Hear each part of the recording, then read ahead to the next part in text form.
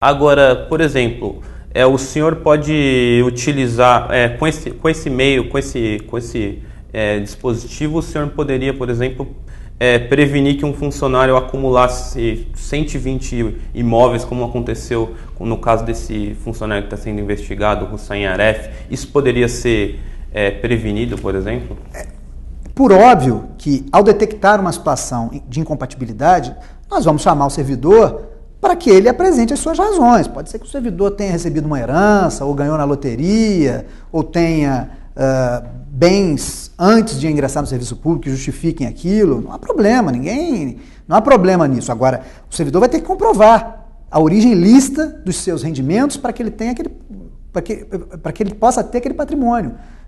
Isso nada mais é do que uma prestação de contas da sociedade. Isso nós vamos adotar um mecanismo chamado sindicância patrimonial, que é justamente a verificação dessa compatibilidade. Verificar se o servidor público possui um patrimônio compatível com a sua remuneração.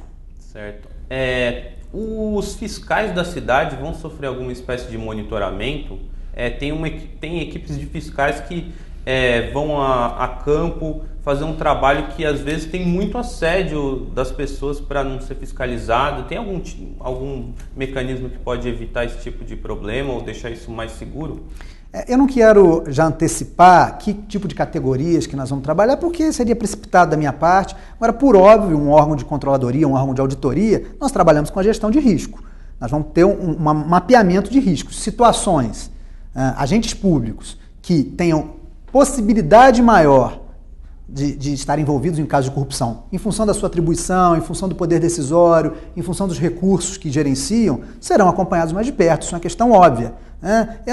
Numa prefeitura do tamanho de São Paulo, eu não posso tratar todos os servidores de forma igual. Nós vamos acompanhar mais de perto aqueles que apresentam maior risco. Evidentemente, sem estigmatizar servidor, nós queremos preservar o bom servidor. Nós queremos fazer com que a sociedade paulistana acredite no servidor público, que é a essência do serviço público, mas no bom servidor, aquele que produz, aquele que trabalha adequadamente, que atua conforme a legislação. O trabalho do senhor tem um grande foco aí na transparência. Dentro da transparência, o senhor tem exemplos aí do que o senhor gostaria que o cidadão de São Paulo pudesse ter acesso? Porque hoje tem um sistema que às vezes é meio complexo. Às vezes o cidadão vai entrar ali no site de transparência da prefeitura, baixa uma planilha, a planilha às vezes não tem uma explicação nenhuma, é muito difícil de se trabalhar com esses dados. Nós vamos rever toda a política de transparência da prefeitura. O nosso objetivo é reformular os portais hoje existentes, é tornar a informação mais inteligível ao cidadão, de forma que o cidadão possa participar ativamente.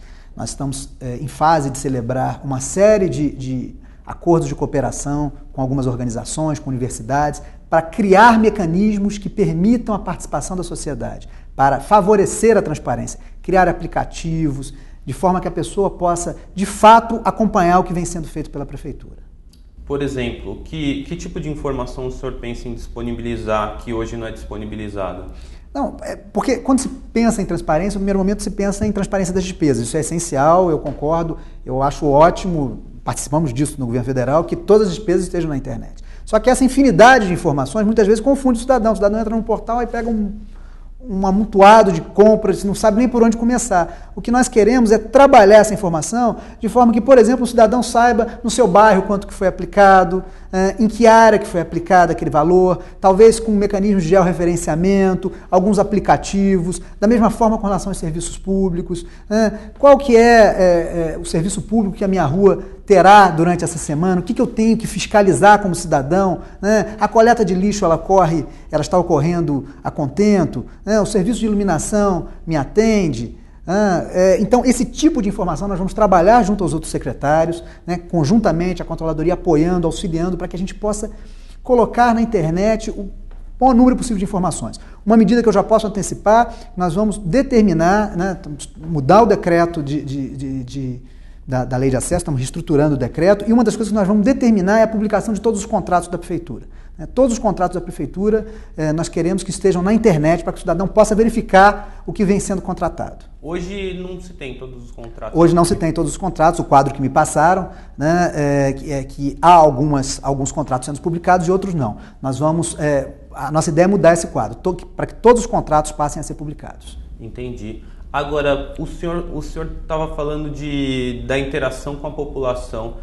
Como é que vai ser melhorado isso? A população liga, por exemplo, para um 56, tem alguns canais, mas às vezes a população não se sente devidamente atendida. Como é que o senhor pretende mudar isso? Uma das atividades, a controladoria, ela englobará 4 atividades principais: a atividade de auditoria, a atividade de correição, a atividade de prevenção da corrupção e também a atividade de ouvidoria. A ouvidoria será uma das atividades da controladoria, um dos principais setores da controladoria. E nós vamos trabalhar com uma ouvidoria que tenha de fato essa interação permanente com o cidadão.